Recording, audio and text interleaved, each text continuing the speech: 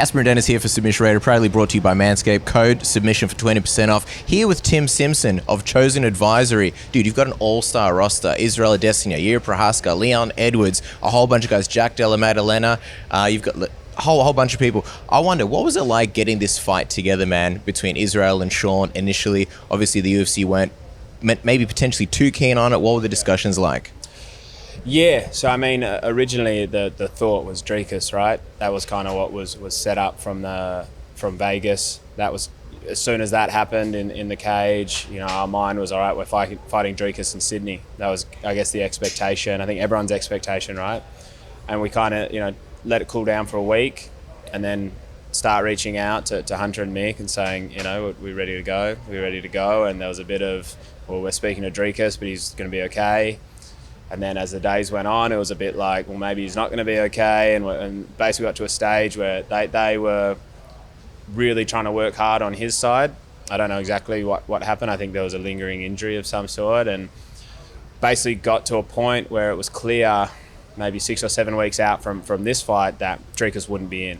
And once that was clear, we were like, well, you know, what's the next option? And for us, you look down the rankings, Israel's beaten everybody else in the top 5, some of them twice, and Strickland was the next guy, highest ranked, that he hadn't fought yet. So that's what we said, this is the one that makes sense. I think the UFC were potentially exploring other options first, for whatever reason, and we just kind of said the most important thing for us is for Israel to fight on this card. As you know, Israel, he wants to fight frequently, he wants to stay busy. This is an important card for him because his friends and family, a lot of people from the gym, can't always make it out to the US. It's expensive, it's a long journey. So this is an opportunity for the first time since 2019 for his close people to be here. So that was the main thing. It was just really important for him to fight on this card. And the UFC did their job and got Strickland in. Just out of curiosity, what were some of those other options? Because outside of Strickland, like, there's not really many people or things that would make sense. Yeah, they had discussed options outside of Israel, like can a Leon and Colby be ready? Could Yuri Prohaska be ready? And you know, it was very tight, particularly on this side of the world for those guys. You know, I think they were looking at other options for Israel, maybe Cannonier. You know, really hoping to get Dricus back in, which didn't happen. So it was more, hey, is this the fight we want to go for? But our big thing was keeping Izzy on this card, you know, and managed to get it done. Izzy's a special fighter though, because you don't have champions like him who want to fight so frequently and just want to keep going. Like, what's it like for you working with him and sort of having a guy that wants to be out there fighting as much as possible? It's great. It's great, honestly. Like, it's really what you want. Like, he's built a lot of goodwill with the promotion, you know, and that is partnership is important in this. You know, obviously we're sometimes sitting on other sides of the table, but in any business relationship, goodwill is important, and he's built a lot of goodwill with the company by always being willing to step up, fight whoever, whenever. You know, the Pereira fight, he could have made 100 excuses why not to fight Alex Pereira, but he embraced that challenge. You know, there's cards where he's stepped in when they didn't have another main event. He said, yep, I'll step up and do that. Some last year.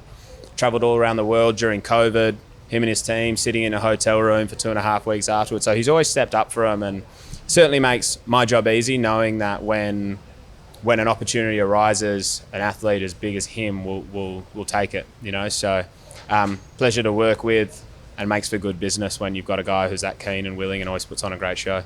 And by the way, congratulations on the Stylebender movie coming to cinemas September 28th across Australia and New Zealand. It shows a journey of Israel that everybody needs to check out. Opens up a whole new dimension that people didn't realize he might have been dealing with, or things about his life. It's super inspiring for everybody to see. But I also feel like, in terms of this fight with Sean, we spoke about it a few times, that there's a few narratives from that movie that kind of play into this fight, right? Like, you have a guy in Sean who, you know, he took the fight on short notice as well, and it's good that he's here, but is kind of not a bully, but kind of has had a lot of trash talk to go towards Israel. And we see the evolution of what Israel is like now compared to some of the bullies that he kind of dealt with back in the day when he was in high school, and people sort of that had things to say to him back then. It was just interesting for us to see the movie and the correlation. Do you kind of see that correlation? And then, you know, not saying that Sean Strickland is a bully or anything like that, because he's also a legend in his own right. But Yeah. there's a bit of a correlation a little bit when you look at that movie. 100%. I smile because I literally had that conversation this morning. You know, we've got some screeners out to some of the UFC team, the broadcast team, and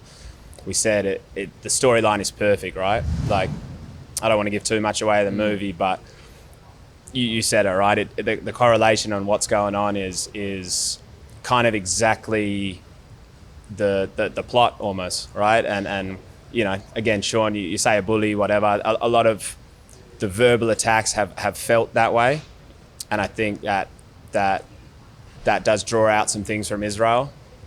And again, I don't want to say too much, but you're right. Perhaps Sean should have seen the movie before starting this week. Yeah, well, we were trying to fill him in. When we spoke to Sean, he was asking how the movie was. We said it was great. I don't think he understood at the time why it was so good, but there's definitely some scenes in there, man.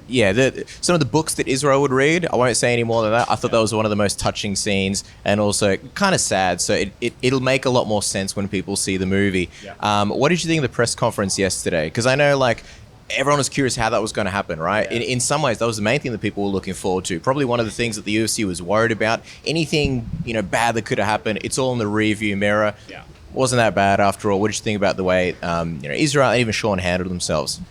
Yeah, and listen, I'll preface this by saying Sean's a friend of mine. I worked with Sean for a long time, so there's no hard feelings there. But I think he didn't say anything that was unexpected. I think he really pumped the China thing into the ground. And Izzy's big thing was don't react. I think when they had an incident altercation at the press conference in Vegas last year, I think Izzy got dragged into it a little bit, which he's capable of doing, and he'll admit that. He can be an emotional guy. And I think this one was more don't get dragged into a silly argument. And I think there was times when I was kind of watching him closely and where he wanted to get there and he just calmed himself back down because nothing really to gain from that necessarily. I think it was the nice balance between good fight promotion and calm and not going over the top. And I think it was good. I think it was good. I think Sean's doing his best to rile up the crowd and have his moments, which everyone expects from him. And Izzy did well to fire back without letting it get out of control. So I enjoyed it. I thought it was good. Just quickly, what about Manel Cap? We were sitting right behind you. You used to be a lawyer. Were you like, man, I'm suing this man right here? The water bottle. Did you catch it? You were sitting behind Kai. I'll tell you what, I flinched big time. I was kind of like looking. You were like Connor with the hat. Just like. I was like looking out the corner of my eye, and then by the time I thought it was coming at my head and I had a big flinch. I'm glad that wasn't captured because I shat myself. But yeah, I don't know. It was a bit of a weird thing. I think at that stage the fight's off. Maybe focus on the fight he's having. But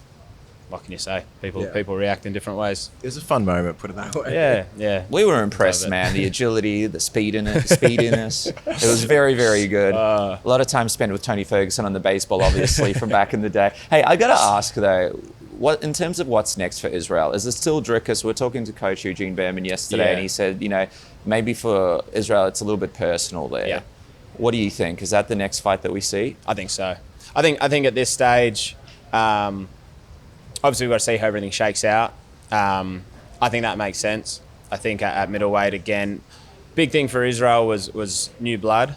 He's fought a lot of these guys so many times, and when you're at his level, he's very good at staying focused and staying motivated, but I think a new name, a new challenge is what gets you through 8 to 10 weeks of hard training, preparing again and going through the game plan. It's novel and it's new. So someone new, I think, is what he wants. Because you got a Khamzat fighting Paulo Costa as well. And Dricus, obviously that fight's there and there's a huge rivalry, but then Khamzat, Israel, Big fight too. They're both massive. Exactly. So, I mean, best case scenario, how fast Israel wants to fight. He can turn around quickly. Early next year, do one, 2-3 months later, do the other, and then do that. I think both of those are opponents. Who's next? I think it would be Dricus is what I'm thinking. He's ready to go. It makes sense. That fight's already sold. Bang that out, and then maybe see who's next. If it's Khamzat, Costa gets a win. Maybe it's Costa. Some other new blood in middleweight. But what I do know from Israel is at this stage, when it's all said and done, he wants to look back on his career and said, I fought everybody. So new names, new challenges, new moments is what it means to him. So keep them coming. Yeah. We'll let you go in a sec, Tim. Just want to end on Jack, but before we do, just want to get an update on Leon and Colby. What can you tell us about that one? It'll be before the end of the year. Yeah, there's, I guess, the 2 cards left in November and December, and they're still finalising those. Leon's good. He's ready to go. Waiting for the call. From my understanding, Colby's ready to go as well. So it'll be one of those 2. I'm hoping to see Hunter tonight. Today's Friday, yeah, and just see. But we're in constant communication. They're just shuffling a few pieces, and it'll land on one of those 2. Well, Jack Della, he's going over for a huge fight next week against Kevin Holland. So we just want to finish on this because we got a chance to see him around here. You know, he's a legend in person, but a really nice guy, super young, and already with what a great run he's had in the UFC. What are you expecting from this fight? And also, if things go to plan, how big do you think this is going to be for his career and sort of his trajectory in the UFC? And just to add to that quickly, as a manager, what have the last few months been like for you with Jack and his opponents? These switches, the dates, people cancelling. Yeah, I guess I'll answer that pass first. It was crazy. Like I've been doing this a long time. We deal with opponent switches, pullouts, but that's the first time in my career I've had someone lose their fight after making weight. And they're tough phone calls. You know, he just lands in Vegas. I call him. Sean Brady's out looking for someone new. Few days pass, we get Josiah, and then literally he makes weight, we're good to go, and it's probably like 2 hours after weigh-ins I get a call from Sean Shelby. I'm like, this honestly can't be good. Break that news, tough news, have to break that to Jack, which was hard, and then we say, you know, let's try to figure it out next week. So that was just tough, and he got it done. You know, Jack is a very humble guy, and he will never make an excuse, but to get up for that fight was really hard with the weight cuts, the weight management, mentally fighting a guy, then hearing you got to finish him in the first round. And I think a lot of people saw that fight and perhaps discredited his level of talent, but under the circumstances, he did so well. So it was that. Sydney was the plan. You know, we're getting told this guy won't travel to Australia, this guy won't travel to Australia, this guy only fights in the US. So that was a little bit frustrating, you know, from us from this side of the world. It's like, imagine if an Adesanya or a Volkanovski or other international Leon Edwards say, oh, I'm not traveling to fight. So that was a bit frustrating, but again, not something we can control. Opportunity to fight Kevin on a big card. Jack's always game and stepped in. So a turbulent few months, but happy we got where we got. And I guess to answer the other part of that question, it's a huge opportunity. You know, Kevin is ranked above Jack, so it moves him forward. It's not a top 10 guy, but I think rankings are one thing, but Kevin has such strong name value. You know, he's had multiple main events, you know, big fights on pay-per-views, and he's very well known. So with that comes a lot of opportunity, you know, and a very, very tough fight. A really talented guy who I think stylistically people are licking their lips at this one. So there's a long way to go. You know, there's a lot to gain from it. I mean, simply in the rankings alone is going to move Jack forward, and that's what we want. But then with a guy like this, with a big name, big brand, huge upside, and keeps Jack ticking on. Well, dude, as we wrap up, we just want to say congratulations. You know, you went out there from Australia and conquered the world and doing such great things. Yeah. We're going to remind everybody to check out the Stylebender movie, September 28th, across Australia, New Zealand, another fantastic achievement that you and the team have created. Thanks. And congratulations on all the success, man. Thank you so much for your time. Appreciate it, boys. Thank you. Appreciate the time.